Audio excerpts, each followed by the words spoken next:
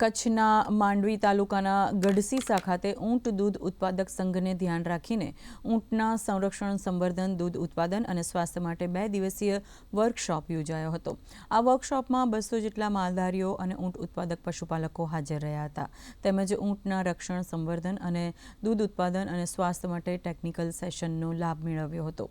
આ તકે સરહદ ડેરીના ચેરમેન વાલમજીભાઈએ જણાવ્યું હતું કે સરહદ ડેરી 2017થી દૂધ ઉત્પાદકો પાસેથી ऊँटનું दूध खरीदे છે અને તેમાંથી વિવિધ પ્રોડક્ટ્સ બનાવીને તેનું વેચાણ કરે છે। हमारा उद्देश्य यह है कि जो पहले से ऊँट पालक जो अलग अलग जगह पे ऊँटों मतलब यहाँ पे जो माइग्रेटरी तरीके से और पैस्टरलिस्ट तरीके से ऊँटों का जो देखभाल करते हैं और उससे जुड़ा हुआ दूध का कलेक्शंस मिल्क प्रोक्योरमेंट सेंटर तक ले जाते हैं, उसमें कैसे बेहतर लाया जाए, बेहतरी कैसे हो और जिससे उनके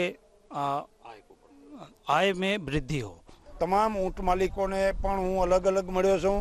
तमामे तमाम खूब आ टेक्निकल सेशन अने थियरिकल सेशन थी राजी छे अने खूब समझणपूर्वक आ धंधाનું डेवलप थाय अने आ जे ऊँट मालिको जे छे ए समग्र इंडियामां एनुं वेल्यू एडेड करी वेल्यू वर्धन थाय अने एने पूरતું વળતર મળે तो आ धंधामां आवता दिवसोए વધારે प्रगति थाय।